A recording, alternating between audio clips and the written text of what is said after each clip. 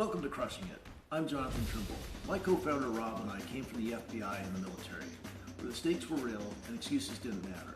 We learned that persistence wins. You don't choose the situation, only your response.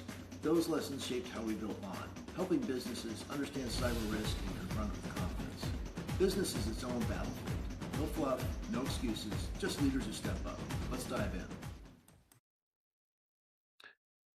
Hello, today we're joined by Maury Bronstein. He's a commercial real estate advisor, broker, and investor, and the co-founder of 1912 Ventures in Houston, Texas.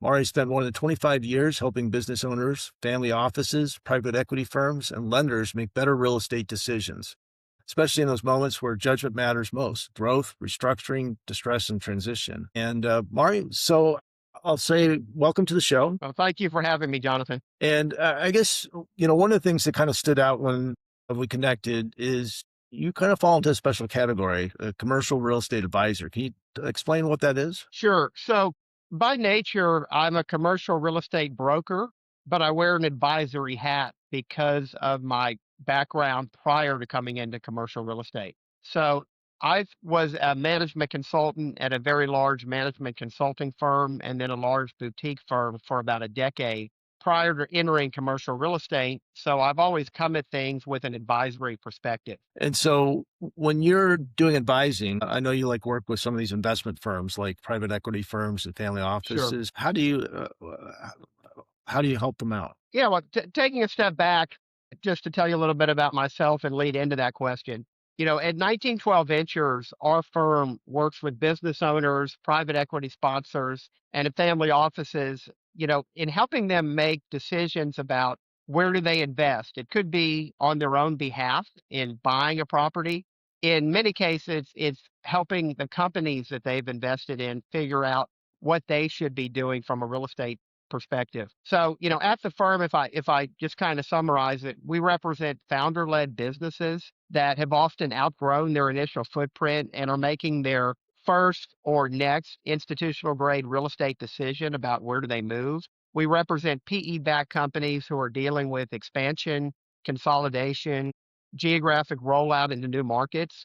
We represent franchise businesses who understand that real estate can really accelerate their growth or constrain their growth. And I think the biggest differentiator for us in the way we think about our business is we're not out just chasing listings, putting signs up at properties. I feel like we're embedded alongside the decision makers at our client companies. So I'll start with just a really basic consideration. So you have a business. I mean, that's a potential client. I think the first thing that they would consider is, do they rent or buy a commercial property? Yeah, no, that's spot on.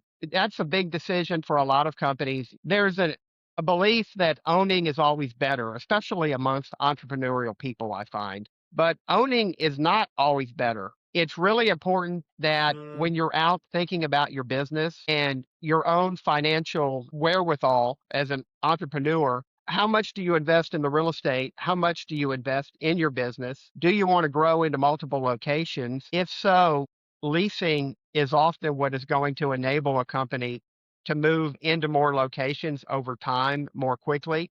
And as a parallel, that's what you see with the quick service restaurants around the country. The way the Taco Bells of the world have grown over the last 25, 30 years is being dependent on real estate professional partners who are making those investments and then leasing back to them.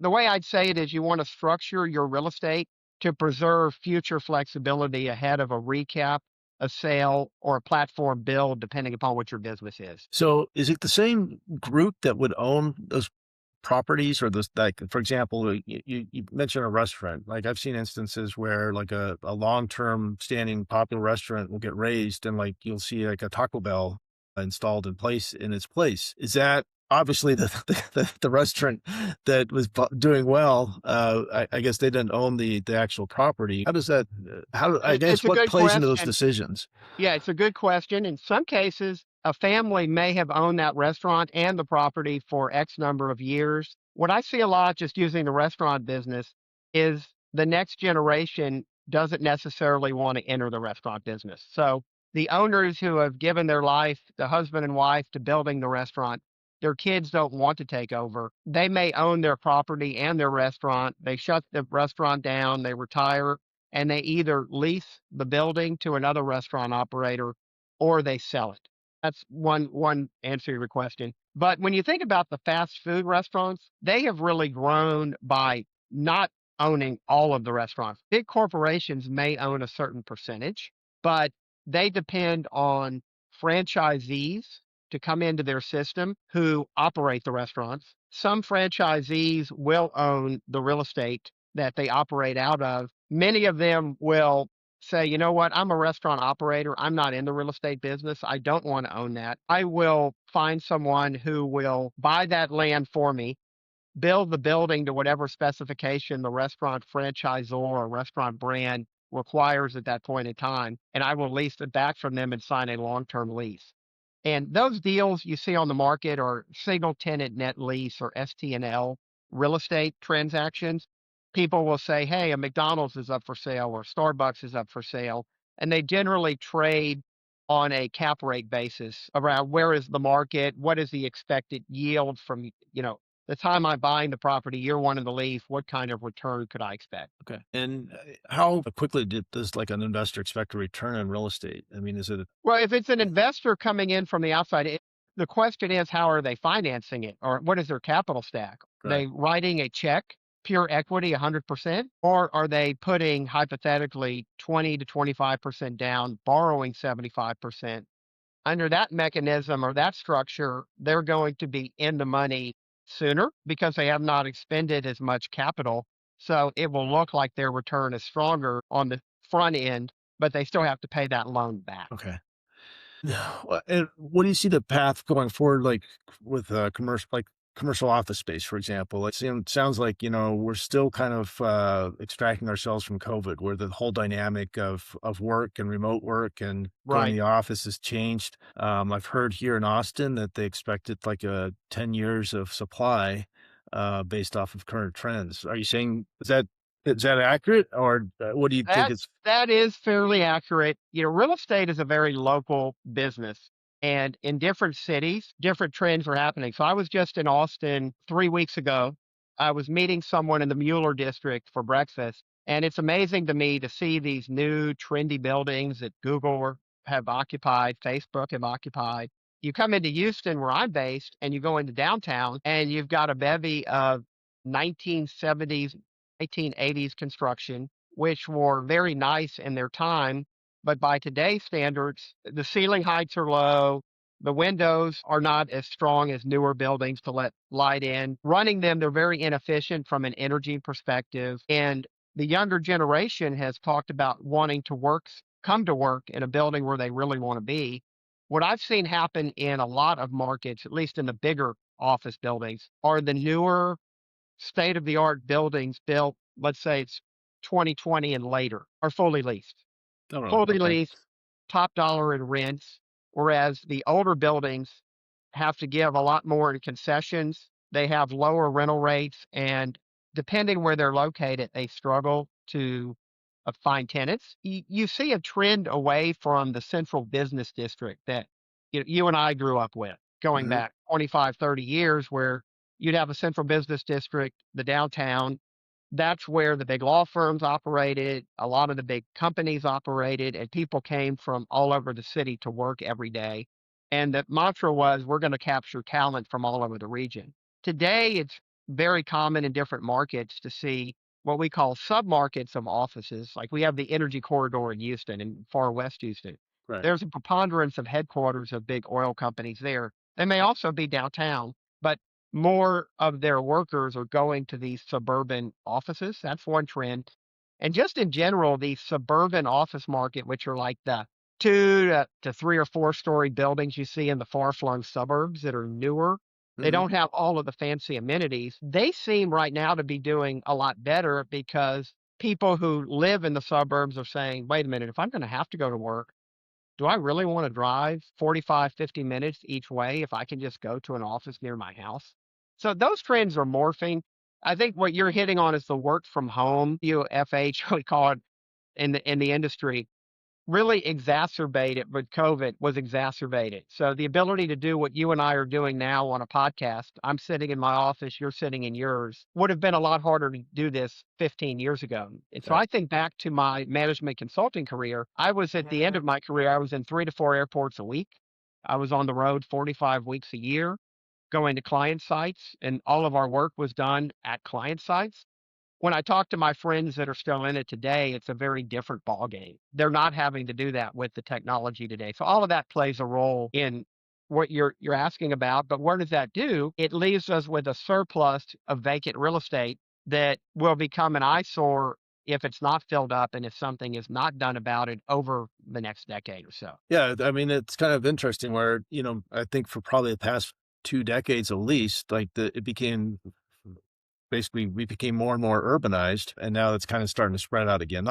Not just, Yeah. because before the attraction for young people was to go downtown, live in, like, that urban environment, there's a lot of amenities available. Is that still the case or with younger people, or do they still wanna be downtown, or is it starting to spread It's out that as well? I think these questions are really like, what if?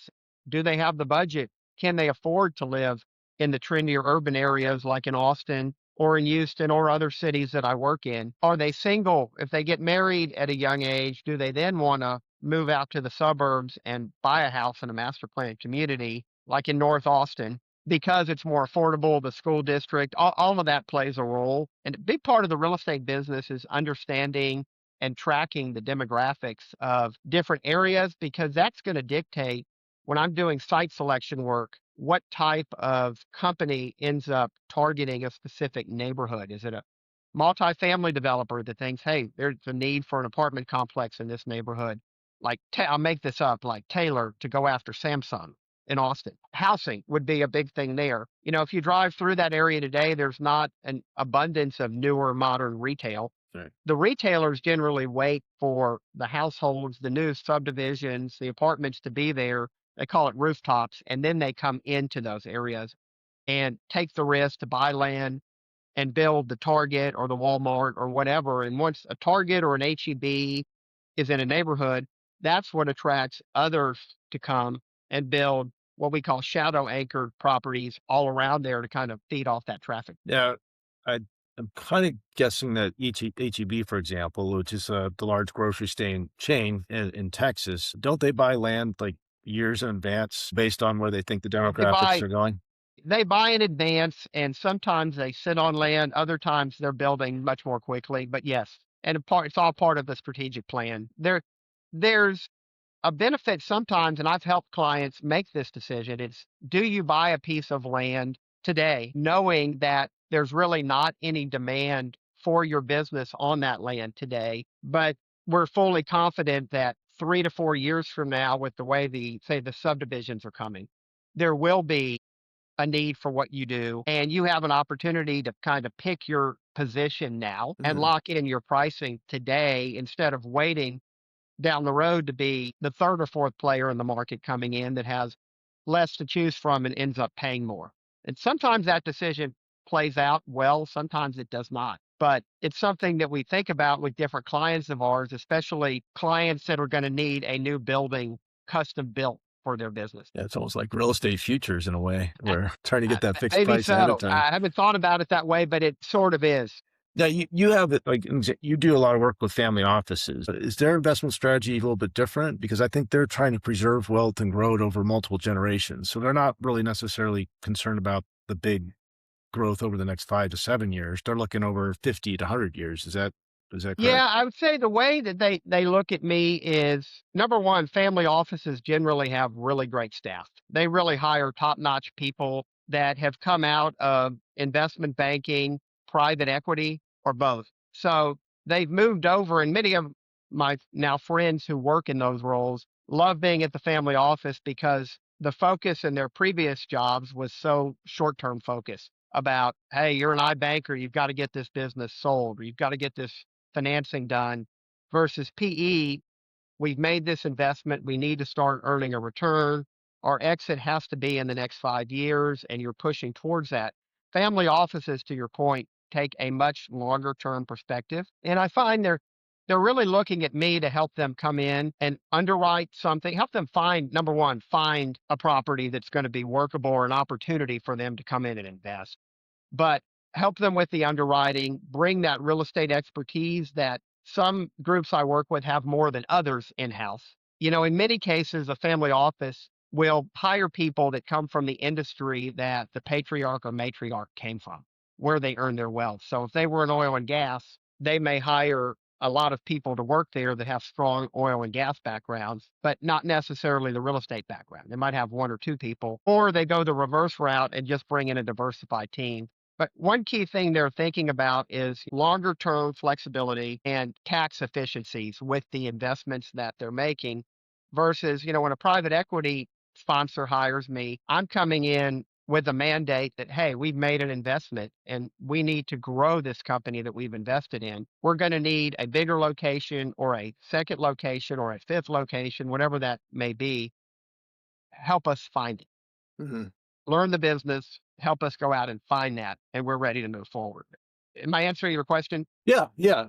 And I imagine that like family offices are probably very mature in the way they invest, in the way that they look at things over the long term. At the other end of the spectrum, you have like the new companies that are founder led. What mistakes do you sometimes see with companies? I think there's a temptation, especially when you're a young company, say they're making the move into a new building. I know what I need, and I can go out and look at it myself. Do you see mistakes that sometimes younger companies make when they're putting their foot into either expanding or getting their first footprint in commercial real estate? Yeah, I would say definitely. I would think, say, entrepreneurs have very positive attitudes. They're starting a business, they're building the business, and especially at early stage companies, in my experience, a lot of entrepreneurs want to be involved in every decision Yeah. versus delegating that decision. And it's funny, real estate decisions can be very sticky and it can be very experienced people or less experienced people, and there's a blind spot. And it's really, if you take a step back and think about it, go back to my Taco Bell comment at the beginning of the podcast. I run across many situations where leases and ownership structures for the real estate outlive the management teams, the strategies, and even the ownership groups who made those decisions. If a Taco Bell is built ground up, it may hypothetically be signing a 20 to 30-year lease. It's going to have renewal options that probably run to at least 50 or 60 years into the future. So you see situations where the people that made those decisions today are gone from a company over the next few years, and the next management team is living with those decisions. So it's really crucial as much as possible to think about things on the front end, and Hmm. I find that real estate is often the second largest expense item at many of my clients outside of payroll. Yet it's not given that the thought it probably deserves. It's not as thought of as strategically. It's thought of as more operational. And when it is delegated, sometimes it's pushed down the chain when it needs to be thought of as a very strategic component of somebody's business. Have you seen like where a business is suffering or I guess it affects their operations because they made a bad real estate decision? Yeah, I've seen a lot of situations where unfortunately people have taken on real estate that's either too expensive and their business has not grown as they thought it would, or they've taken on multiple locations. And while the business itself might be healthy if they were leasing these properties, they wanted to own. So they've taken out a big note and they're doing that instead, and they're just finding they're never catching up. It's pushing them down. And unfortunately, I've seen companies end up filing bankruptcy because of that. And in many cases, the real estate is owned by a different entity than the company, but at the same time, it ties back to the same person behind the scenes, that same owner. And they just overextend themselves, and it's unfortunate to see. Now, you mentioned, when we had our previous discussion, you mentioned where an investment firm may not always do the due diligence it should be doing, and you've seen where they pay a big price for that. Can you talk a little bit about that? Yeah, I can give a great example. I worked on a deal many, many years ago. Taking a step back, I've kind of laid out who we work for. The other category we do work for and have for many years are lenders. So distressed real estate. And this really ties back to the experience I gained during the GFC from 2008 to 2013 or 14 of representing lenders of all kinds with their troubled real estate loans. And back in that era, I ended up selling a property in Houston. And it's an interesting story. I pitched a lender who had been in a hostile bankruptcy for 6 years to let me list their property. It was a New York city based debt fund. And they said, no, we're going to operate it. We're going to operate it. And over time, I watched it deteriorate. I watched the property in Houston just physically get worse and worse. It was a hurricane damaged property. It lost 25% of its rental capacity, was never fully rebuilt. And the borrower was a fairly well known Ponzi scheme type of investor who was well known down here that went up to New York and was not known, and in that era was able to get a loan. The property had been hurricane damaged during a big storm. Borrower ended up getting the insurance proceeds, multiple millions of dollars, but never put any of it back into the property. So the property deteriorated over time. When the lender made the decision to go ahead and sell the property, they called me, and I'll never forget, on a Saturday morning, I met a young man who was an analyst at this New York firm, just been hired. He'd just gotten out of school at MIT, had been hired, flew down here, met me in Houston on Saturday morning, and he had a folder. And it was part of the diligence file for when the lender made this loan, many years before. I had never seen it before. And he told me he studied it on the plane. He was walking around on his own before we got together, and he said, I'm really confused. Can you show me where this is? And he opened up the folder, and I realized right away, and I didn't, kind of stumbled and said, I pointed that way. And I said, that's a property about half a mile down the road. That's not this property. And what came out of the discussion was the bank never even sent anyone down, or the lender, to take a look at this property before they wrote an 8-digit check to the borrower. And that borrower ended up buying the property under the promise of doing a full renovation of the property, and which was uncommon at the time to be fully funded. You're normally funded a portion at acquisition and a portion in draws as you complete work. They were fully funded for the purchase and full renovation, and never made a mortgage payment.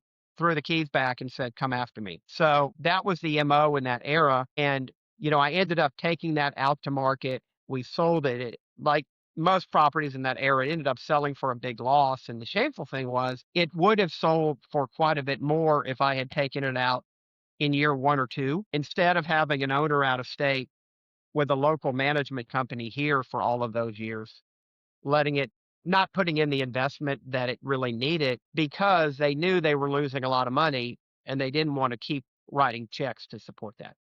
But that's an example. Yeah, I got to imagine as a new analyst, that being one of your first actions to tell your employer that they've lost $8 million. You kind of wonder where he is now. Yeah, I don't know. And in that era, some of the stuff, it was pretty eye-opening and very educational. When you work on distressed assets, you don't have a lot of information. So normally, if you think about real estate, Jonathan, people come out with a listing and say, hey, I'm selling this property. They have a lot of information on those properties, what they are, etc. You don't have it with distressed assets. There's just not a lot of information out there, and that becomes the norm. And so you build a skill set of diving into different properties, different financings, different situations, and figuring out what makes sense, what doesn't make sense, and how you're going to work around that. So, when you say a property's distressed, and I guess, what is the most difficult thing for like someone to do due diligence on, as far as finding out the information that they need for a property? Because there's so many tools out there now that you can access online. Now, I understand that what things look like on the internet and what they are in real life, two different things. But Right. where's the biggest gap as far as someone trying to understand the condition of a distressed property? Where do they I guess, decay or Yeah, get it's a very damaged? good question. I'd take a step back and say, and I know on your show you've had turnaround people before. Mhm. So there is a distinction between turning around a real estate asset and Yeah. turning around a company. And in my consulting career, I've been involved in turnarounds of companies as well. So when you think about real estate, the problems are often pretty clear. And what I mean by that is, by the time it's become a quote distressed asset, a lender is seeking to foreclose and or and or is in a bankruptcy hearing or they're past that, they have figured out what the issues are. Mhm. So it's figuring out what's our revenue, what are our costs, why do we have so much vacancy? Do we have the wrong management team? Is it the property? Have we not done deferred maintenance? Do we need all new mechanical, electrical, plumbing in a property? There's a playbook for this type of work, and it's often predicated by the courts. So, like, I have been appointed by the courts in the past to be a receiver for a property. So, when that happens, I have a playbook to go follow, and the mandate is to try to maximize recovery for the debtors. When you're turning around a company, you've got a lot of moving pieces, Mhm. but you've got to change behavior Right. at a company. And, when I was taught by a mentor many years ago, the first question to ever ask in any kind of turnaround is not, can I save this or turn it around? It's, should this be saved? Should we be turning this around? Because there are multiple, quote, distressed properties that were occupied by tenants, be it retail centers, small apartment properties that I sold during the recession, that the buyer's first instinct was to tear them down and build something new on a really good location, much better for the neighborhood than what was. Yeah, so I guess it's kind of a little bit. Yeah, so I guess not every property needs to be saved either, and that's probably less of the case nowadays. You talk about some of the office buildings that are out of date and are probably no longer commercially viable, or at least not in a way that warrants additional investment. So I guess it's That's probably a been, fairly straightforward calculus that you can kind of rely on, to figure that out. that's been the big challenge. And if you look around the country, there are a number of shopping malls in fantastic locations, a lot of acreage, a lot of paving. They're Hmm. not successful. And Right. the question is, what do you do with these? I mean, I've read studies that say the top something like 5% of malls do fantastic. The next 10 to 15% do okay. And then you almost have all the rest. Yeah. And, you've got malls that kind of go in this category. You've got high rise office towers, and you see in the press a lot, it's easy to say, "Well, just convert into apartment." It's the plumbing's not set up for all the showers and bathrooms that go here, the windows aren't set up, and if you're a renter and you're gonna be paying rent in again, I'm making this up, in a downtown, would you rather go into a purpose-built new apartment tower with all the amenities or an old building that's been renovated that's probably just very expensive to renovate, so your rents may not be that much cheaper? Yeah. Well, and I guess there's also the aesthetic value of the building too. I know like warehouses are always kind of like that target for converting into lofts, because it looks like it's a kind of like a old type of construction that's appealing. You remind me of an instance where I saw up in the Washington D.C. area, though, in Maryland, right outside of D.C. There was a mall that was built probably back in the '70s. It became a high crime area. The mall itself failed. They raised the entire structure, so it was only a parking lot. However, Sears, they don't rent, they own their own buildings. Right. So Sears was still left. They did not want to destroy the building, so they destroyed Mhm. raised the entire mall around it. So you had this one Sears building out in the middle of this massive parking lot. I think eventually they closed that one down, but it was probably 5, 10 years before they shut that facility down as well. And I may have the name wrong. I haven't thought about this in years, but there was a play that a group had with Sears. I think they called it Searatage because Sears owned their real estate. And not only did Sears own their real estate, they were often the anchor store Mhm. at the Yeah. front entrance to the mall. So in the prime location. And they tried to carve these out and do a whole investment play with some of these around the country, which is really interesting. Yeah, I'm not sure what they could have made out of that one though. That would have been taking quite a bit of imagination. So do you see any normal patterns like if someone gets called in that you realize they made a decision? I guess, sometimes companies move too fast. Or is there a personality trait that makes someone like overextend into real estate? It's a good question. You can move too fast. You can move too slow. I think the way I'd say it is looking for inflection points. Hmm. So no matter what cycle we're in, and I've lived through several now in my career, you hear the phrasing, this time is different a lot Hmm. of the time. Right. And at the end of the day, what I have found in real estate, except for the very rare, incredibly prime properties, the macro story of what's happening in the economy ends up overtaking the individual story of this asset or that asset. And, in the current cycle, going back about 2.5, 3 years, the challenge has been interest rate movement. So interest rates moved up at a historic rate. And when you take out a commercial loan, in many cases, it's not like a residential mortgage where you say, hey, I'm going to lock in this fixed rate for 30 years. I'm going to take out a rate. It might be 3 years, 5 years, 7 years, 10 years, maybe 15. But the bulk of the loans are going to be from, 5 to 10 years. And people who had interest rates of 4 to 5% saw those move 200 plus basis points in several months. It's almost what that does to your value of your property. It wipes out that movement, wiped out 25 to 30% of value, meaning if I'm a real estate sponsor who took the risk to buy the land, build the building, build the retail center, lease it up, all of my equity that I put in with my is gone. And I'm paid on the back end via a promote or when we sell it. All of my effort for multiple years might be wiped out.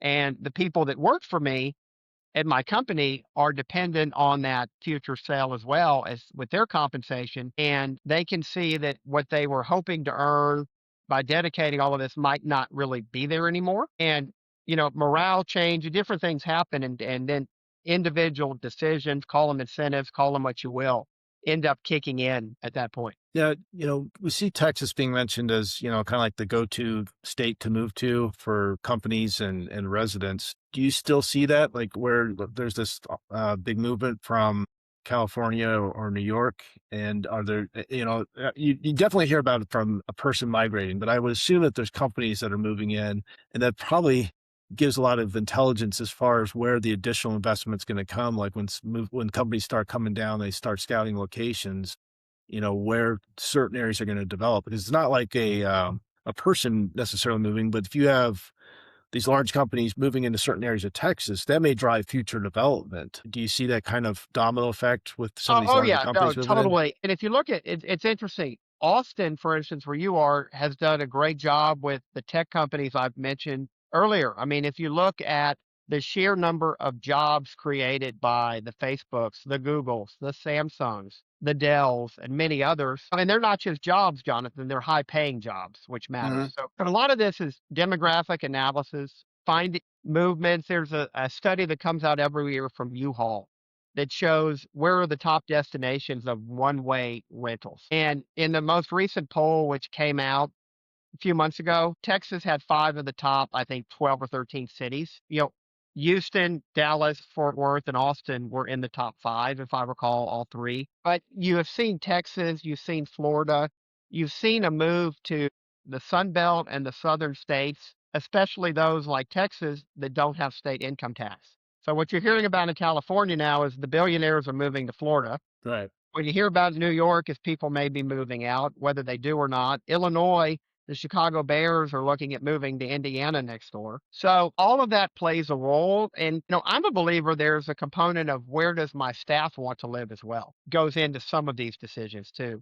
But DFW has done a great job of attracting really big corporate relocations of Fortune 500 type companies to move from out of state into Dallas. And they work with different municipalities or different cities. DFW, if you break it down, just pick names: Frisco, Prosper, Allen, McKinney.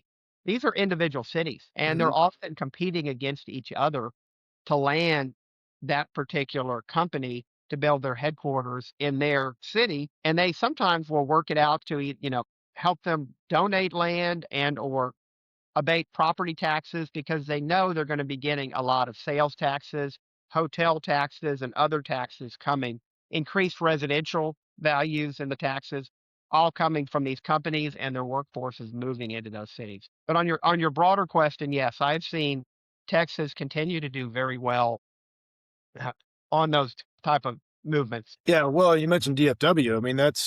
They have such a good selling point from a large company perspective because, they have a major airport in the middle of the country. It's probably the easiest to get anywhere in the country very quickly. And just the amount of buildup they've had around it, Yeah.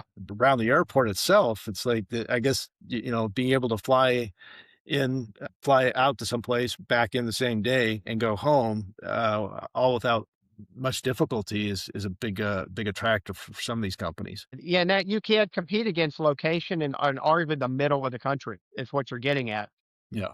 as well. Yeah, and I also read today that Mark Zuckerberg and Jeff Bezos bought these $100 million Yeah. compounds in Florida.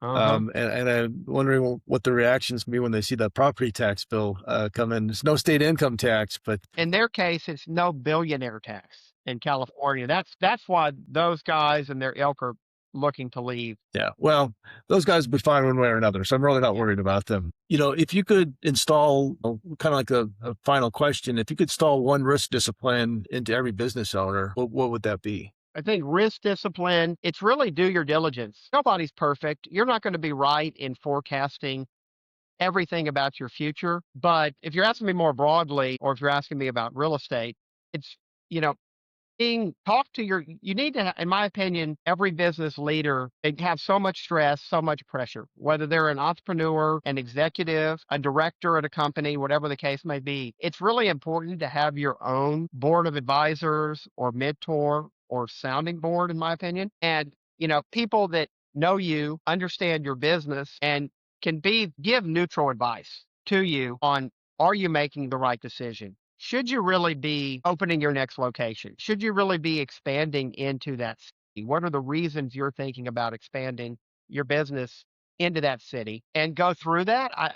I think it's huge to have something like a group like that or people like that in your life. And Mhm. some companies I work with that are not even early stage, decent size, but they're owned by one person. They don't even have a board of directors. Yeah. It's the owner makes all decisions. So, and it's populating that board with people that are not your best friend that will stand up to you and tell you what you do not want to hear. That's my take on the company side. On the real estate side, it's really a big decision about what makes the most sense from a real estate perspective.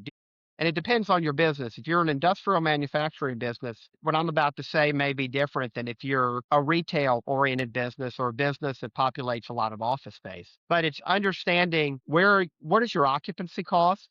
What is your real estate costing you as a percentage of your total revenue? Is that within the market norm? If you expand, are you going to be in a market range for what real estate should cost, whether it's your mortgage payment or your rental rate? And figuring out, do you really need that space? Sometimes we're engaged to take a look at existing portfolio. I worked on a project years ago where a private equity backed client of mine was buying a competitor. And as Mhm. part of that deal, they inherited 21 leased locations in 8 or 9 states up along and down the Gulf Coast. They hired us during the due diligence phase to assess, hey, are the rents we're paying in these buildings, many of which were owned by the company owner they were buying from, market or not market? Many were, some had been kind of jacked up before they went out to sell and were above market, and we were able to call that out and bring them back down.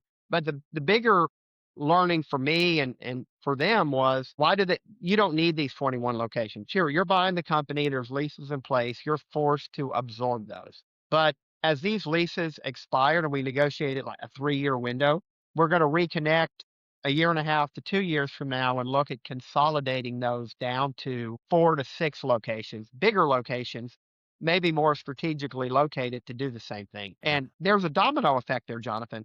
The cost savings is not just in the real estate, it's on the operational side of staff at 21 facilities. Somebody from the company having to go out and manage all of these facilities. So there's a domino effect. It's not, that's the other thing that's important in anything we do.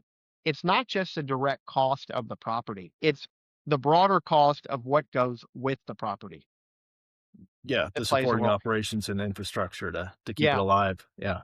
Yeah, Mari, you really kind of touched on a really good point with leaders sometimes not being under pressure and not making the best decisions when they're I can see frequently where, myself included, you're focused on one thing, all your mental energy is going in one direction for like a large project or some type of something else, and just making a snap decision for something that seems not as important at the time, and then circling back and kind of Mhm.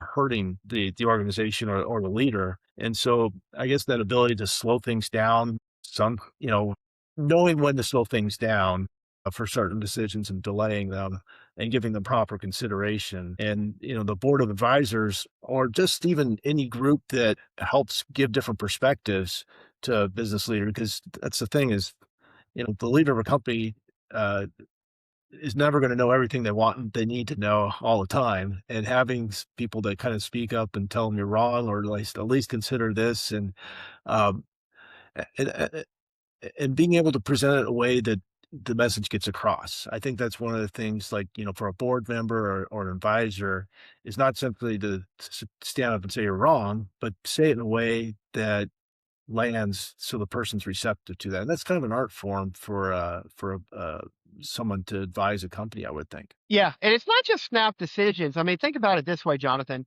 I mentioned this earlier. A lot of entrepreneurs have been very successful. Mhm, And when you're very successful, you've rolled the dice multiple times, you've won multiple times. You begin to think, I know what I'm doing, I understand my business. Real estate is just the next step in the business. But there is a lot of expertise that goes into real estate, just like many other aspects of their businesses. It's beneficial to bring an advisor in who can really help them understand where it fits in the bigger portfolio of their company, especially when they exit their company at some point, which is usually the goal of 90% of the people that I represent. They want to ultimately exit the business.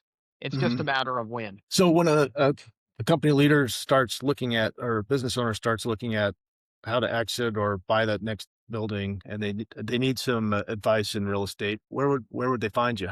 Easiest way to find me is either on LinkedIn, which is my name, Maury Bronstein, or my corporate website, 1812 Ventures. I have a partner that we've been together, working together 17 years. We founded 1912 Ventures, John Wall. We founded that together in 2014. We're based in Houston. We work all over the Texas Triangle. More and more. Last year was the first year I personally did nearly 50% of my revenue outside of Houston.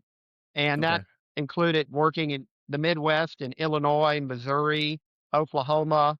I'm working in New Mexico on something right now. So we're fortunate that our clients come back to us. And being the type of clients I mentioned earlier, PE backed companies in growth mode, franchise concepts, they're looking to grow. Mhm. And we are helping them expand into other markets. Or sometimes they're in other markets and they've worked with us, they've worked with others. They want us to come in and help them in another market. So we do both. Okay. Well, terrific. Now our audience will know where to find you. 1912 Ventures. Mari, thank you so much for joining me and explaining what you do and just kind of giving us a background on commercial real estate and growth. I really enjoyed the conversation. Thank you very much, Jonathan. Appreciate it.